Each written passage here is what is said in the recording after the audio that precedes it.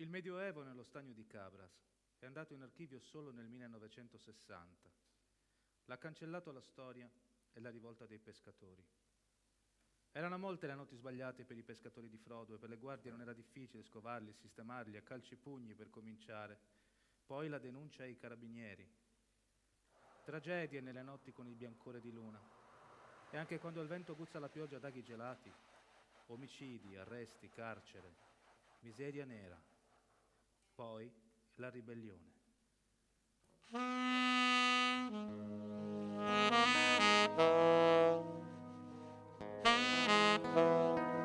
Arrivai a Cabras l'indomani, a pomeriggio avanzato.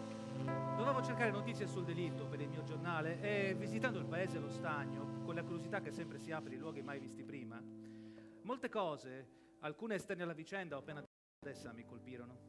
E immagino sia importante cercare di dirle tutte. Sì, perché c'è all'indietro un salto piuttosto lungo, per alcuni aspetti anche di secoli, a venire in questa borgata sulla costa occidentale dell'isola. E sono sicuro che, rifiutando interesse a particolari che solo in apparenza sono di mediocre interesse, il rischio sia di non comprendere i fatti che vi succedono, siano essi banali o terribili.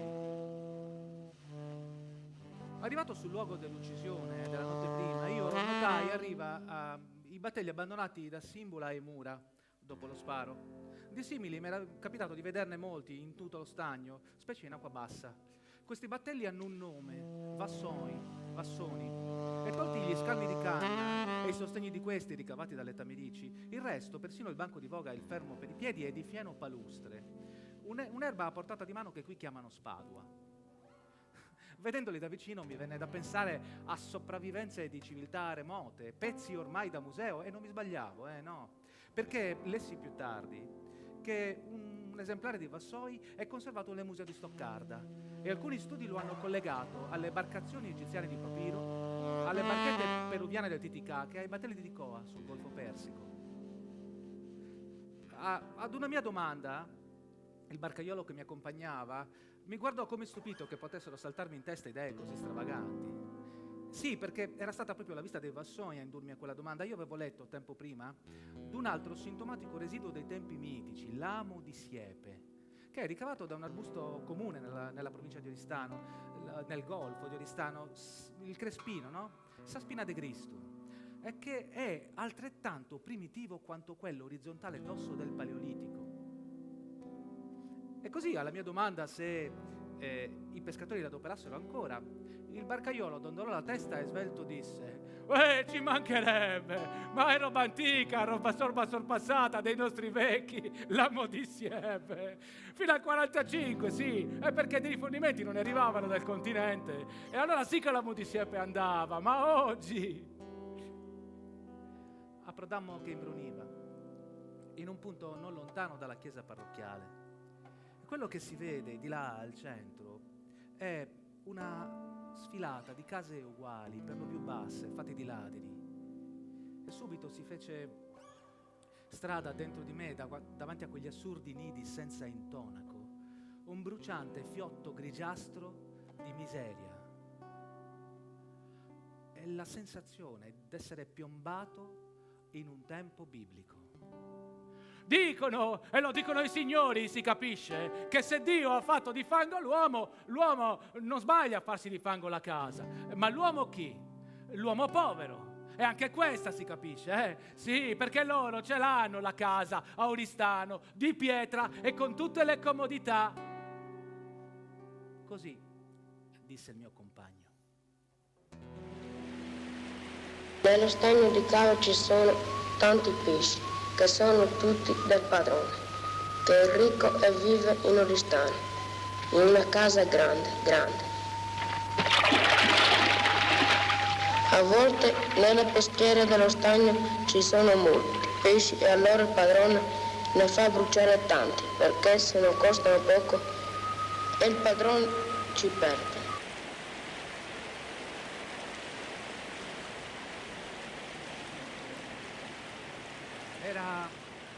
Era sceso il buio. Andavamo in strade illuminate alla peggio da lampadine distanti fra loro, lucignoli per i morti.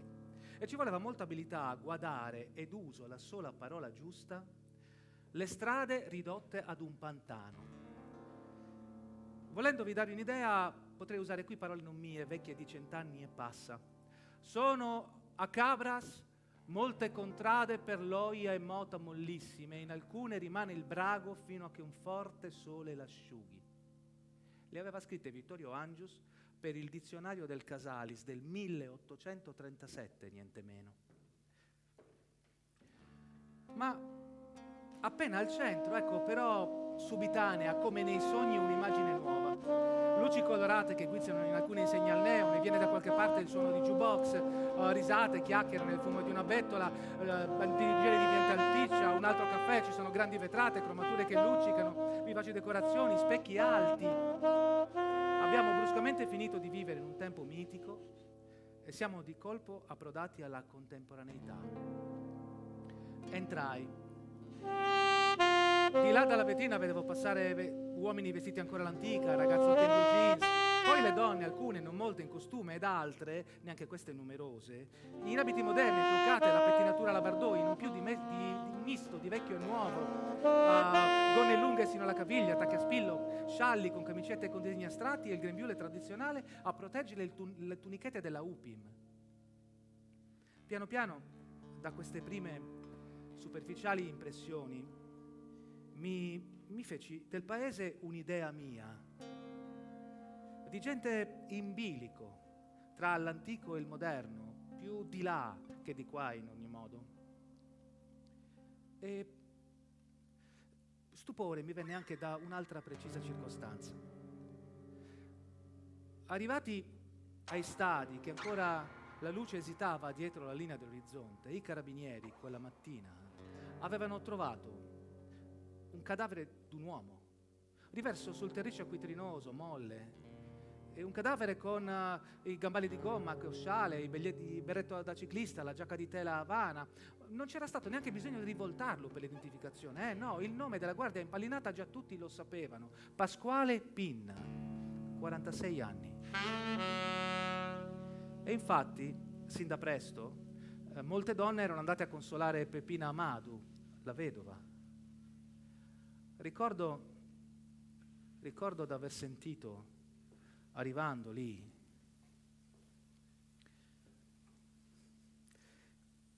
un lamento funebre di straordinaria intensità. Diceva all'incirca: mi hanno detto che è spuntato il sole e il cielo splende chiaro. Un canto di uccelli, la terra ha ripreso colore, ricomincia la vita. Così dicono, ma non può essere, perché eri tu il sole, tu il cielo, il canto, il colore, la vita.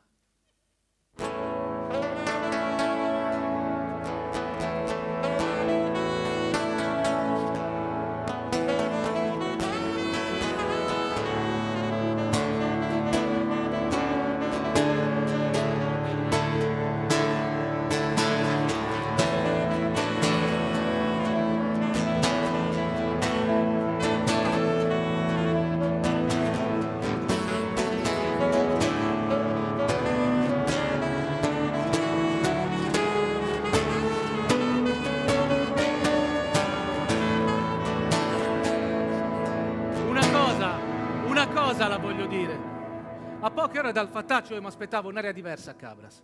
Beh, dovrebbe essere così nei piccoli centri dove tutti si conoscono, la morte che arriva violenta è tragedia grande, il sangue circola, si mischia ai pensieri, li sconvolge, spingendo a sentimenti di mestizia, di paura, il silenzio cresce ovunque, dentro casa, nei ritrovi, finiti i suoni allegri, passata la voglia di scherzare, anche i bambini, senza capire, sentono che nell'aria qualcosa di orribile è successo. Qui no. Qui, tornandoci a sera, io trovavo bettole e caffè gremiti, televisori accesi, giovanotti intenti a baloccarsi intorno ad un flipper. Trovavo uomini, non dico costernati, ma neanche indifferenti addirittura, disposti a biasimare con parole vuote d'ogni inquietudine il sanguinoso epilogo di quella vicenda.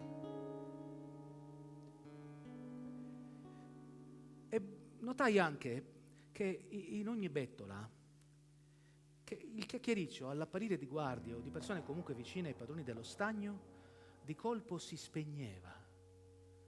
E non erano d'amicizia gli sguardi rivolti a quelli arrivati. Ebbi netta, infine, la sensazione che il mancato arresto di Simbola e di quell'altro, in quel momento ancora latitanti, poco turbasse i miei compagni di tavolo, e dopo un lungo ed ambiguo rigirare sull'episodio fu il meno anziano a dire: «Io non c'ero, non so, bisogna aver visto per sapere». E subito chi mi sedeva a fianco: «Io penso alla disgrazia, sì, perché chi di fucili non ha molta pratica, il colpo gli scappa senza volontà o è soltanto per impaurire e poi il tiro ammazza». Ultimo, un vecchio e giallo e lungo intervenne a sostenere l'ipotesi della legittima difesa. Io ero sconcertato e obiettai: Ma che legittima difesa, mi scusi? Ma può essere legittima difesa quando si è trovati a rubare?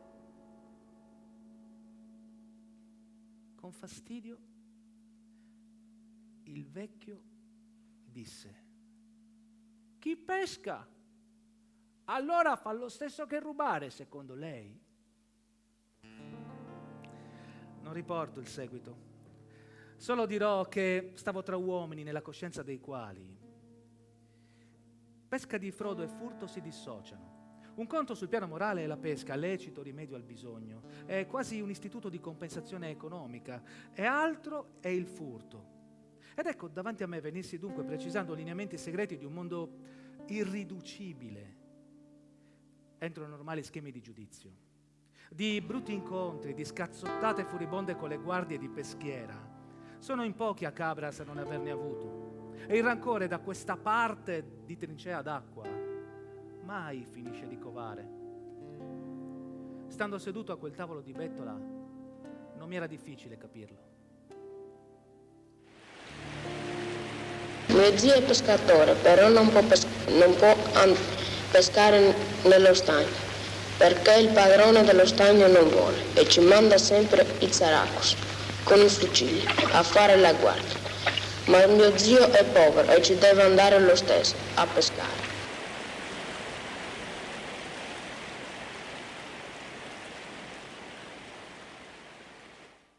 Il mese scorso a Raimondo Simbula, mi raccontano, a settembre per una miseria di mugini presi di nascosto, gli hanno fatto dare una stangata dal pretore di Oristano. Ogni pesce una settimana di galera, maledetti siano. E che cosa gliene entrava poi? Aveva commentato lui nell'aula del tribunale. Rubando commetti reato. Ma non devi, ma perché? Ma rubare che? Rubare è toccare cosa proibita, cosa di proprietà giustamente altrui, ma un po' di mugini pescati faticando l'anima in acqua gelata.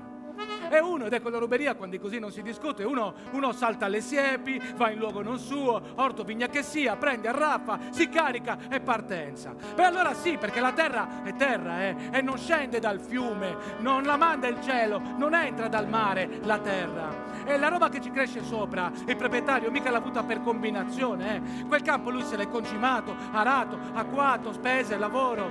E non vengono da soli mica zucche, piselli, carciofi e simili, ma l'acqua nello stagno e i pesci. Ma può essere padrone l'uomo, uno soltanto, del mare che arriva a Cabras, infilandosi nei canali e della pioggia, dei fiumi, Può essere. E se no che accidenti di reato è andarci a pesca senza permesso?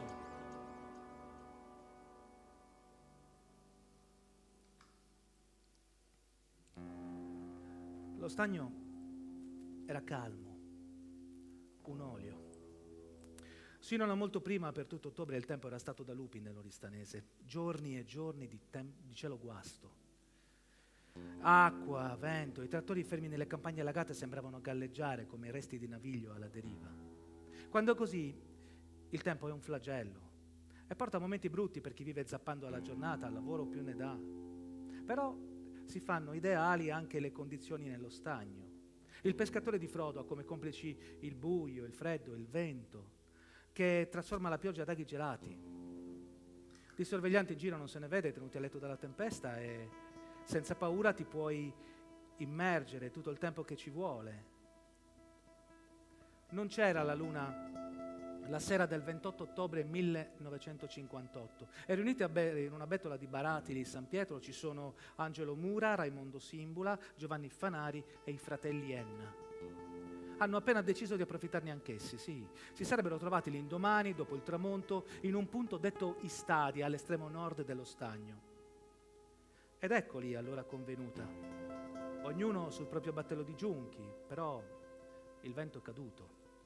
Ha finito di piovere. È una notte di luna grande, luminosa come neanche d'estate, accidenti lei. Una luna grande che fa chiara la notte, ma cosa farci? E così vengono ugualmente calate le reti. Il seguito si vedrà se rimanere o fuggire. Passa così un'ora, forse di più, tutti in silenzio per paura delle guardie.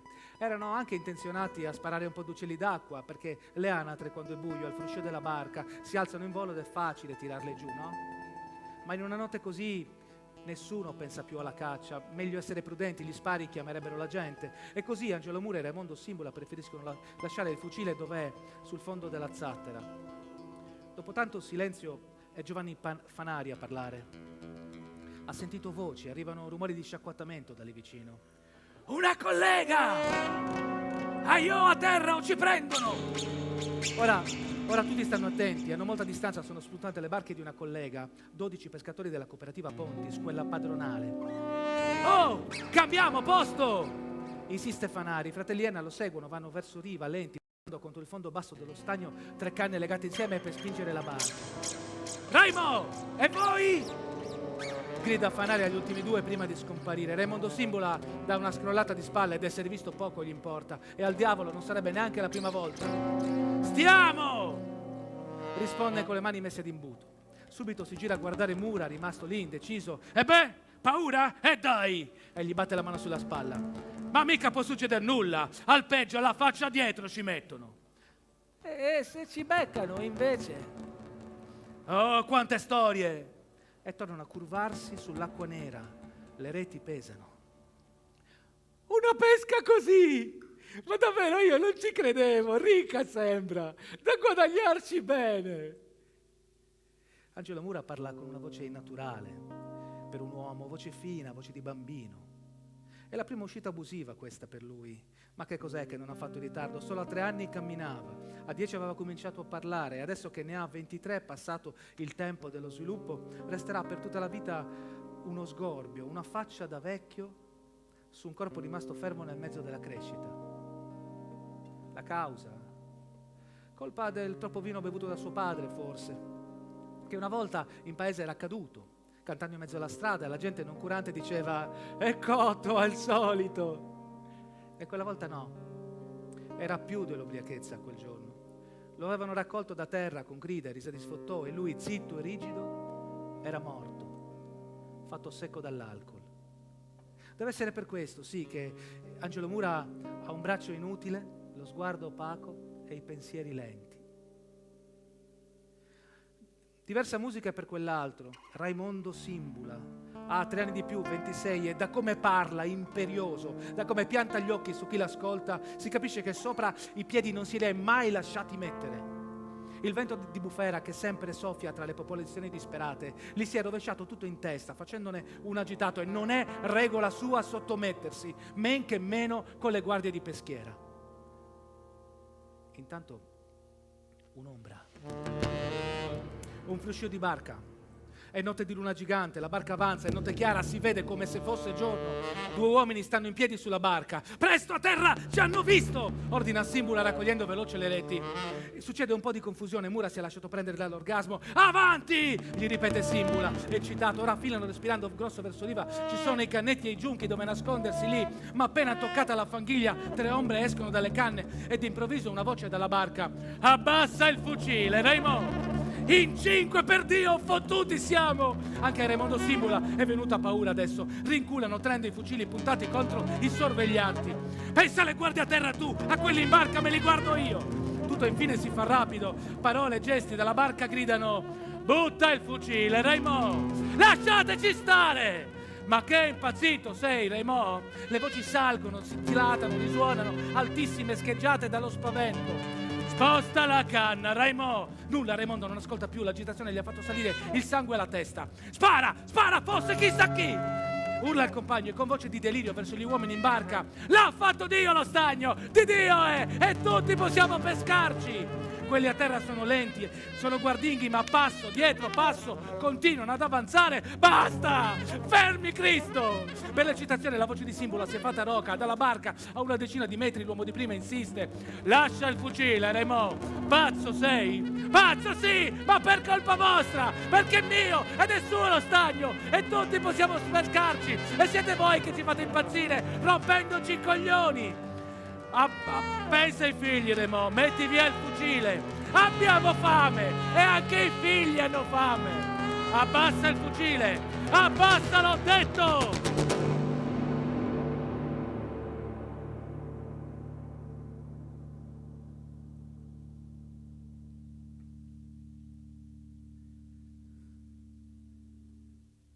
Uno schianto secco. Dal fucile di Angelo Mura è partito un colpo. Qualcuno in mezzo ai cespugli si lamenta, vacilla, cade. Impietriti gli uomini in barca non hanno fatto un grido. E le altre guardie via, le si vede correre atterrite. In fretta e furia Simbula raccoglie il cesto con i pesci, tremando vi getta dentro le reti. L'ho ammazzato! Gli gemme vicino il compagno. Senza rispondere Simbula si lancia in fuga nella palude. Non è il momento di chiacchiere questo. L'ho ammazzato! Insiste Angelo Mura, è smarrito, affanna, non gliela fa reggere il passo indemoniato di quell'altro. Ehi, Raimò, un momento! Gli trotterella dietro supplichevole, sfiatato, ha sempre più paura anche del buio, ha paura di rimanere solo e l'aria fredda le si gela sul viso e arrancando tutto sbilenco sul terreno molle continua a correre, soltanto la disperazione l'aiuta a stare in piedi. Un momento, Raimò! Simbula si volta, si ferma, l'aspetta per dirgli vattene, noi stasera non ci siamo visti, vattene. Andarmene? Vattene! Ha tolto la bicicletta dal cannetto dove l'aveva nascosta ore prima e la porta avanti a mano, sino alla strada. Angelo Mura sta un istante a guardarlo. Vorrebbe seguirlo, non ha più forze, ma prima di lasciarsi cadere, esausto sui calcagni, con il pianto nella voce, ancora gli domanda: dici che l'ho ammazzato, Raimò?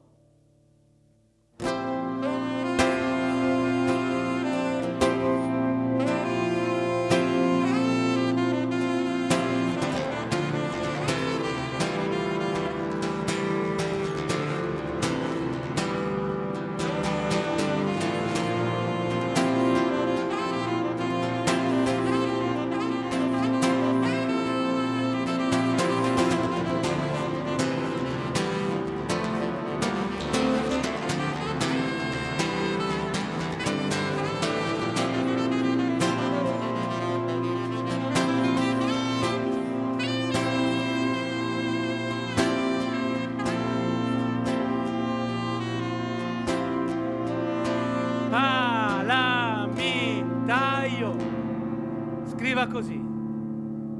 Sì, tutta la vita l'ho fatto. Fatica, sì. Tutti i giorni a bagno, senza orario, né turni, né domeniche.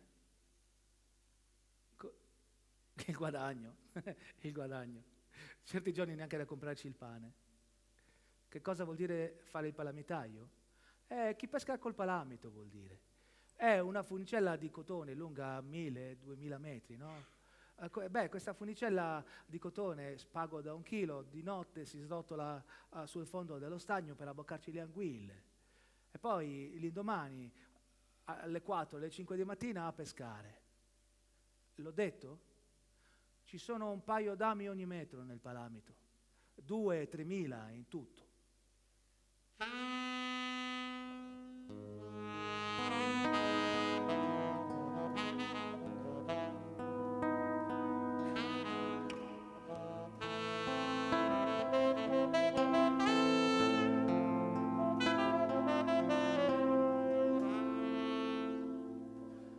Le cose che mi è toccato di sopportare facendo il palamitaio. Fosse vento, fosse magari bufera, dice tuffati e io tuffavo. Certe notti un tempaccio da non vedersi né cielo né terra. Anche con la febbre a 39 mi è capitato di andarmene a pesca. E se no, una parola, sbrigarsela in famiglia. Statevene zitti, figli miei. Oggi babbo di roba da mangiare non ne ha. Basta piangere, non ce n'è, e zitti. Oh, 6 figli, mica uno. E i cardi un giorno bastano. Poi ci vuole il pane, il latte, i soldi ci vuole. E se non peschi, uno pensando alle necessità in acqua, anche ammalato ci scende. Altro che, sì, per la vita, anche a giocarci la vita arriviamo quando occorre. No, ad ogni modo era altro il brutto facendo il palamitaio, Sì, perché non è che a pescare uno ci va gratis, no. 62 biglietti da 1.000 lire ci volevano. 62 biglietti da 1.000 lire ai padroni. Proibito tutto il resto dell'anno, perché potevi pescare soltanto dal 15 di ottobre al 30 di aprile, è proibita primavera ed estate. Ora, me lo dica lei, 62 biglietti da 1.000 lire, 62 biglietti da 1.000, il poveraccio, uno sopra l'altro, ma dove li trova? E poi su Vassoi anche lui, sono 15-16 mazzetti di spadua, 5.000 lire. E dopo un mese su Vassoi si fa pesante, marcisce, affonda, e dunque noi lo perdiamo. Allora bisogna rifarlo, nuova spesa, e siamo da capo, Sì, certe volte mi capita di non prendere anguille neanche da pagarci l'esca. Mezzo chilo di gamberetti e di lombrichi fanno 500-600 lire, Sì, e noi perdiamo tutte le cose, il filo, quello di cotone in acqua, dopo un po' marcisce e si rompe, e perdiamo tutto, perdiamo anche gli ami.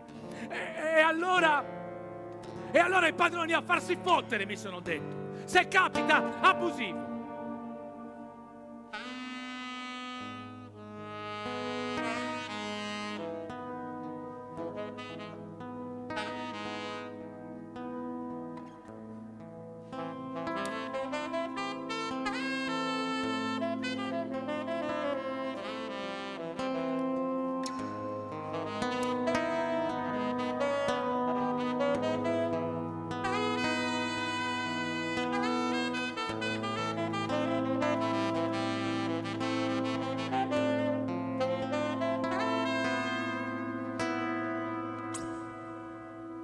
Ascoltando quest'uomo tranquillo, disarmato, avvilito, penso al pastore della vecchia società barbaricina.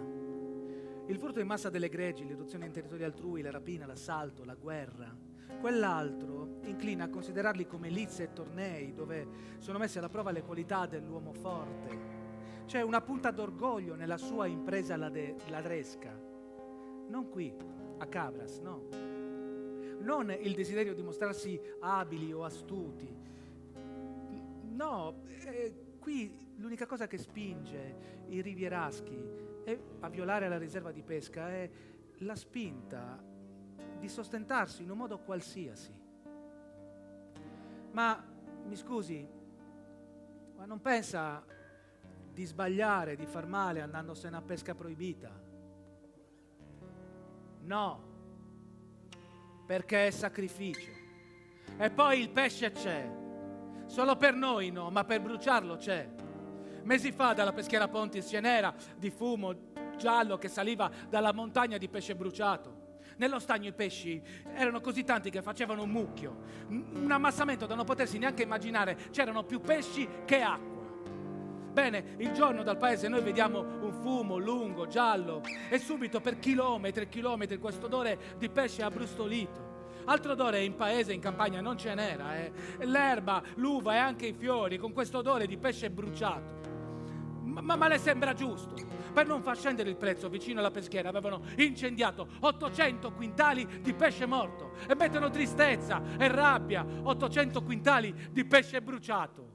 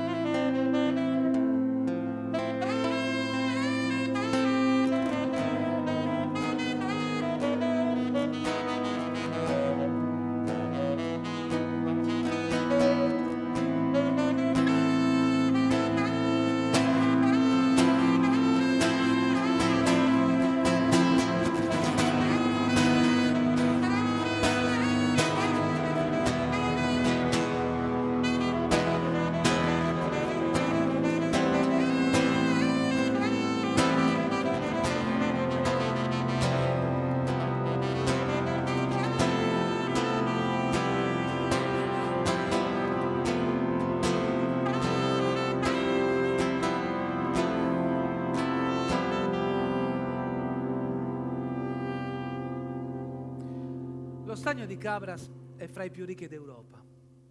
Ne chiedo il motivo a uno del mestiere.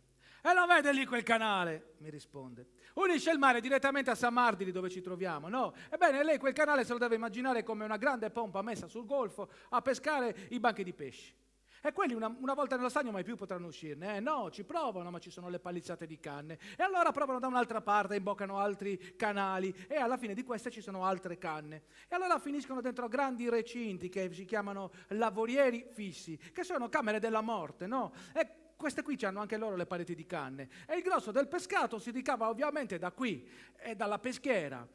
E questo va tutto ai padroni, E poi si può fare anche nello stagno quella che viene chiamata la pesca vagantina, cioè con le reti a strascico, da posta, e nel resto dello stagno, un po' dappertutto. E allora il pescato bisogna però che deve andare da mezzo e mezzo a chi lo pesca e ai padroni. Come? Se la pesca vagantina è libera per chiunque. No, mica a tutti. A chi? A quali condizioni, in che luogo e quando? E sono sempre e soltanto i padroni a deciderlo, Sempre e soltanto i padroni. I rapporti di lavoro hanno subito riforme radicali. Tutto cambia. Vediamo il cammino spedito dei popoli, gli antichi giochi spezzati e l'uomo che volando su macchine sue arriva fino alle stelle. Non qui a Cabras. Qui, mentre tutto questo avviene, sui pescatori non è ancora finito di allungarsi l'ombra del feudalesimo. Ma chi sono i feudatari? Chi i vassalli? Chi i valvassini? Chi i valvassori? Chi i servi della greba? Chi gli schiavi del mare? Svelare questa piramide è un'operazione che non è semplice, perché quasi nessuno parla, ci vuole molta pazienza. Poi, magari, insistendo, qualcuno dei meno diffidenti riesce a dirti qualcosa. E allora io mi ritrovo ad ascoltare storie avvilenti, gli us prime noctis, e della nona e della 100ª notte. E ancora ieri la condiscendenza o l'ariottosità al potere potevano cambiarti la vita. Uno mi dice, oggi non so, ma certamente in passato per molte donne andare a letto con Susigno Ricco era normale, non era peccato, si faceva come un dovere. E ricordo che una volta il dipendente, quando decideva di sposarsi, doveva chiedere il permesso. E alle volte la moglie era il capo a imporgliela, dopo essersela scialata a lui. Sono storie difficili da capire e sono solo da poco storie passate. Ma l'attualità è altrettanto difficile con tutti i suoi livelli. E io allora provo dal vertice a spiegare questa grande piramide umana che sta sotto i padroni. Mi indicano il capintesta al vertice, Sabitanti, l'uomo di fiducia, quello che raccoglie i soldi e li porta ad Oristano. È un esecutore d'ordini senza grandi margini di iniziativa, però. E forse per questo è un po' da tutti a Cabras, anche da quelli più aggressivi, lasciato fuori dal giro dei risentimenti. Non è così quando il discorso cade sui 10 servi, i Zeraccos. E fra questi 3 pesargius, i pesatori, che in realtà sono i veri e propri capi peschiera, influentissimi e finanziariamente arrivati. Con parole di invidia, un pescatore di Mare Vivo mi dice: nominati servi è come salire sul seggio reale. Eh sì, entrano in peschiera spiantati e dopo neanche un anno li vedi fare compere di milioni, case, campagne e il resto. Sono i più ricchi del paese. E in effetti, senza smentita, è rimasto un articolo dell'Unione Sarda che agli Zeraccos, ai servi, attribuiva un guadagno medio complessivo fra riff e raffa di 300.000 lire al mese. Che cosa fanno? Beh, il loro compito è di pescare nei lavorieri fissi e di tenerli efficienti. E devono essere per questo coadiuvati da qualcun altro che altrimenti dovrebbe pagare per farlo. E dunque ai servi, agli Zeraccos, deriva da questo, dati i guadagni che possono provocare ad altri, una notevole ascendente. E in più, altra circostanza di grande rilievo, possono influenzare l'assunzione o la cacciata di chi pratica la pesca sulle barche, sui vassoi. E anche questo li mette molto in alto nella considerazione generale, che non vuol dire stima però. Così a Cabras, un paese di pescatori infeudati, esclusi dalla pesca nello stagno, ed è chiaro che secoli di docile gregarismo, di sonno della mente per l'ignoranza mai combattuta e ancora di fortune fatte mostrandosi servili, arrendevoli anche al sopruso e parecchio lontani dalla consapevolezza dei propri diritti, hanno evidentemente lasciato traccia. Solo da poco, estate del 60, un sentimento di ribellione, una valanga che ha cominciato a rotolare con i pescatori di Mare Vivo schierati a rivendicare in modo aperto e combattivo la fine del feudalesimo.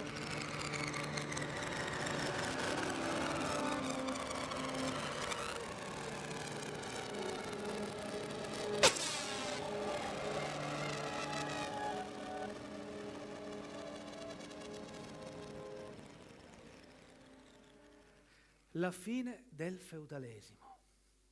È un sentimento vitale quanto inconscio che riconosco nelle parole di un ragazzo che incontra per strada. Ha 11 anni, magro, scalzo, come d'abitudine ancora diffusa, come un tempo quando succedeva di mettersi le scarpe, la prima volta a 21 anni andando coscritti. Che scuola fai? Gli domando. Lui scrolla le spalle. Non ci vado a scuola, mi hanno tolto. E come mai? Servivo a babbo, aiuto lui. A fare cosa? Il pescatore. Ah, bene. Allora prendi bei pesci tu. Rimane zitto, sorride confuso abbassando lo sguardo. Non ne prendi? No. Ma che razza di pescatore sei, di, se pesci non ne prendi? Lui di nuovo scrolla le spalle. E non è colpa mia, è di pesce che non ce n'è. Ma quando mai non ci sono pesci in mare, dai? Ce ne sarà, ma lontano, in alto. E le nostre sono solo occhiate da nulla, solamente costiere, un po' di sparlotti, scorfani e fesserie così, dove peschiamo noi. Perché il buono se ne va tutto nello stagno. Entra lì il pesce. E a noi in Mare Vivo poco ne resta.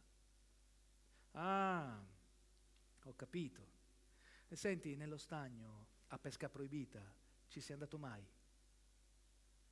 Beh, sì. E l'ha detto sorridendo con malizia. Sarà per questo precoce velo di peluria sul labbro, per la faccia cotta dal sole, per i calzoni che sono sbrindellati ma lunghi, o forse per il berrettino a visiera messo di sghimbescio su una testa scarruffata, che gli darei un paio d'anni più dei suoi 11. Solo gli occhi, nuovi, innocenti, arguti, me lo fanno sentire bambino. E tuo padre, che vai a pesca proibita, lo sa. Ci vado con lui. Ah, dunque nello stagno tu i pesci li prendi? No, ma neanche nello stagno. E io aiuto, i pesci li prende babbo. E il tuo aiuto qual è? Spingo la barca. E i remi? E non ci sono i remi per spingere la barca? Fanno rumore i remi. E a babbo una volta i servi e le guardie gli hanno rotto il labbro a bastonate. Parla piano ora e non c'è più limpidezza nei suoi occhi. Allora, per staccarlo svelto da questi suoi pensieri, gli domando: di, cosa pensi di fare da grande? Comunista mi faccio. E perché poi? Pocibogais meris de pischera. Per scacciare i padroni della peschiera. Scoprirò un poco alla volta che questo, svelato in modo aggressivo, ottenuto nascosto per prudenza, questo scacciare i padroni è comunque il pensiero dominante in tutti. I Tsaracos vivono nelle cucce da guardia e li chiamano cani di peschiera. I Tsaracos hanno anche una torre e sopra ci hanno messo un canocchiale per vedere tutto lo stagno.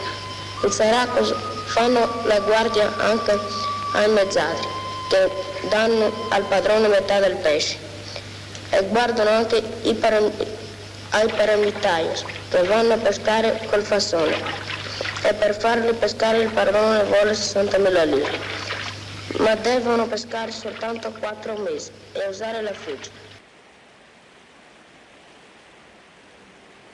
La prima occupazione si mosse da poco. Erano in non più di un centinaio alle prime luci di un giorno d'estate. Non avevano dormito, alcuni pensando alle possibili conseguenze dell'impresa, ed erano sbronzi di sonno e del molto vino bevuto per darsi coraggio. Le barche in fila risalivano il canale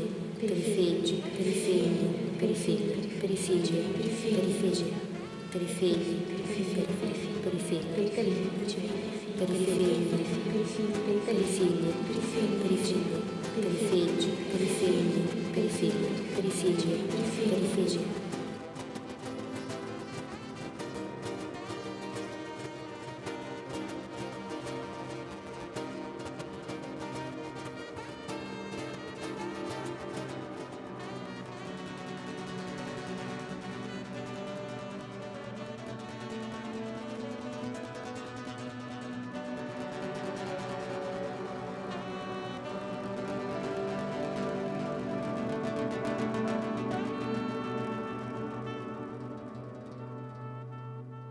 Giovedì 8 settembre, il giorno spunta lento. Alla poca luce di un'alba annuvolata, con nebbia che vola bassa entrando nei polmoni, una carovana di uomini e mogli e bimbi ancora mezzo addormentati si è incamminata verso Torre Grande. Saranno 1000 a gruppetti in disordine, una sfilata di gente lacera, più gli scalzi che i calzati. Questa volta non hanno avuto bisogno di stordirsi bevendo, come l'altra volta gli uomini. A dargli coraggio, a spegnere dubbi, sensazioni, paure. Basta la solidarietà di questa folla che nereggia, arriva e con i gesti li sprona e accanita fa quasi cordone tra forza pubblica e loro in barca. Settimane prima, quando erano entrati a San Mardiri, in pochi, di nascosto, cosa poteva impedirgli di sentirsi isolati, deboli, esposti a rappresaglie, con una gamba dentro e una gamba fuori dalla prigione? Si erano dati per vinti al primo soffio contrario, allora. Ma oggi ci provino a mandarli via. È per una vita più umana l'occupazione, per finirla una buona volta con lo sfruttamento, gli abusi e le prepotenze di chi a Cabras sempre ha spadroneggiato, e così finalmente essere sicuri di un lavoro tutti i giorni, per i figli. 1, 2, 3 giorni, e decisi a stare lì all'infinito se servirà. Ed ecco il primo spiraglio. Il presidente della regione ha convocato a Cagliari i presidenti delle cooperative Tarros, Gran Torre, Sant'Anna e Sant'Andrea. Che sia la volta buona? Di sera, tornata in paese, la delegazione dice che sembra ormai di sì. Il presidente della regione Corrias si è impegnato a pronunciarsi non oltre il 30 di settembre sull'applicabilità o meno allo stagno di Cabras della legge 39. Ancora 3 settimane di pazienza e il nodo finalmente sarà sciolto. Le barche vengono a riva, lente. È un putiferio di donne emozionate, grida allegre, battimani, che si sfoga in lacrime, i ragazzi mescolati alla folla a fare altissimo il clamore. I carabinieri possono stare a guardare ora. In breve, in un varco aperto tra la calca, con i figli appesi al collo, 300 pescatori stremati se ne vanno a godersi sdraiati su un pagliericcio l'eco di quelle ore di esultanza.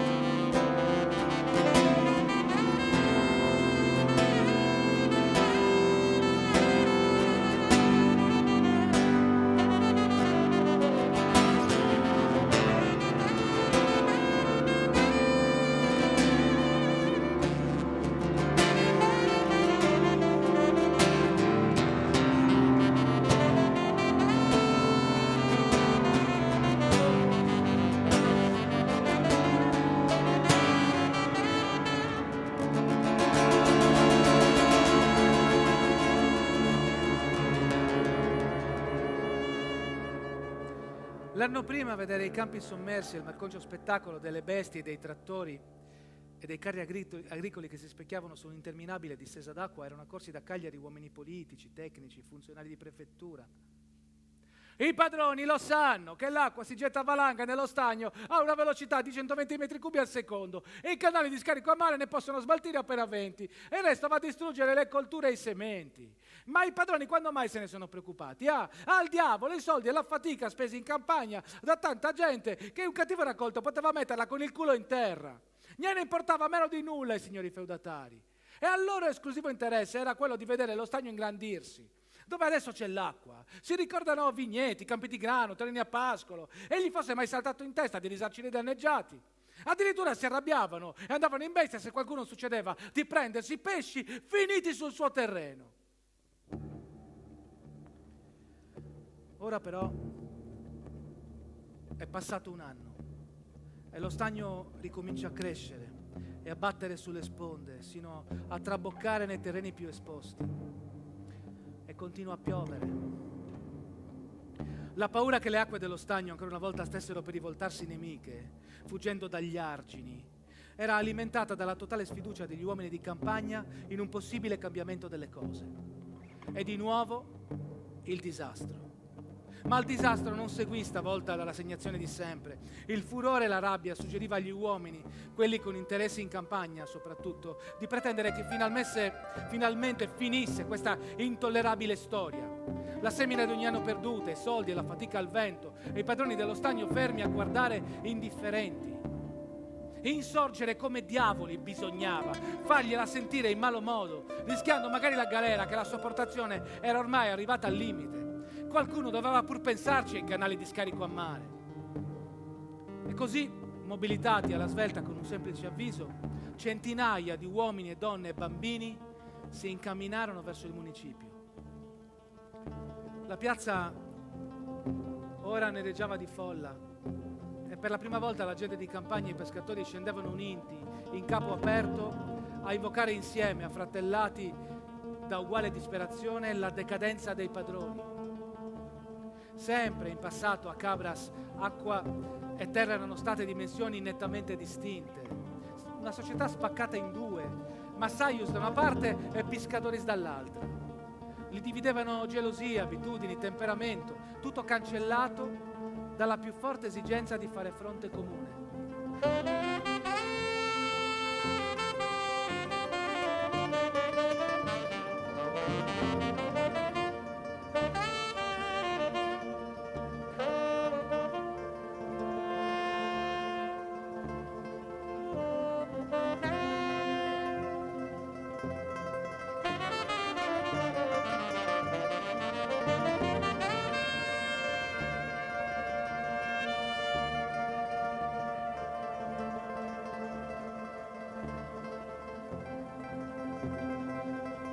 All'imbrunire accadde qualcosa a scaldare ulteriormente gli animi.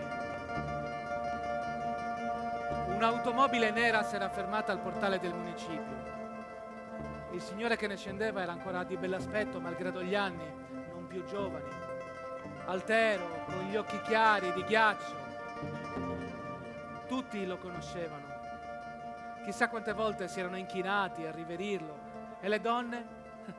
Il loro idolo di gioventù era stato un delirio romantico che bei spicchi di cielo allora ai suoi occhi. Che fascino, lo colmavano d'attenzioni felici di potergli stare devotamente vicine. Qualcuna delle molte donne venute in piazza a dar manforte agli uomini certo li ricordava quei giorni lontani, ma era d'altranimo stasera. Dopo tutta una vita di sacrificio, stenti, fatiche. Le voci si affievolirono. L'istinto fu di ritirarsi, aprendo un varco. Silenzio. La folla guardava muta, quasi l'antica soggezione la trattenesse per un ritorno d'umiltà o di paura.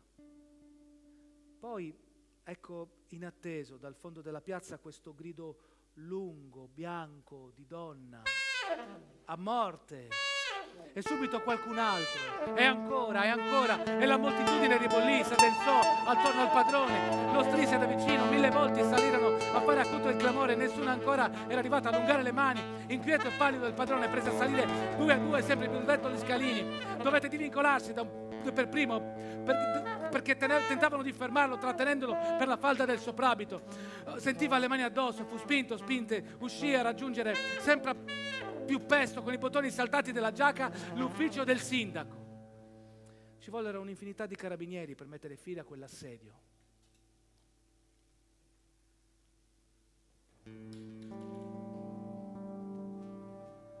Ma a tutti fu chiaro quel giorno che la valanga, avviatasi a rotolare a metà dell'estate del 60, ogni giorno di più si ingrossava e continuava la sua terribile corsa, lanciata contro lo squilibrio di un'organizzazione sociale d'altri tempi. Ed è questa la morale di una faccenda ancora oggi non conclusa. I tecnici insistono a studiare, ad approfondire. I politici promettono, rinviano. E domani? La valanga rotola. Sarà fermata in tempo?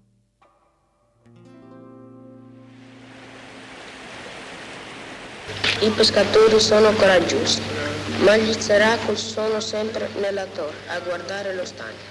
Quando sarà grande voglio fare il pescatore e mandare via i Syracuse.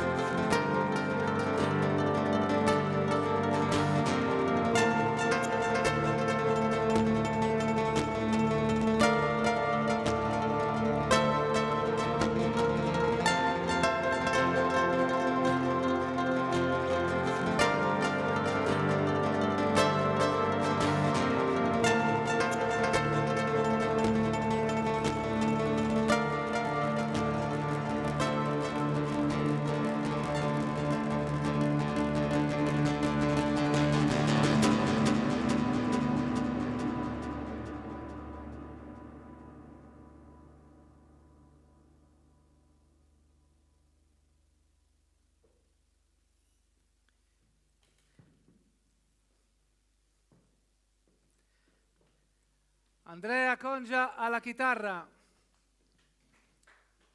Yuri Deidda al sassofono, Giuseppe Fiori al testo, Stefano Ledda per servirvi.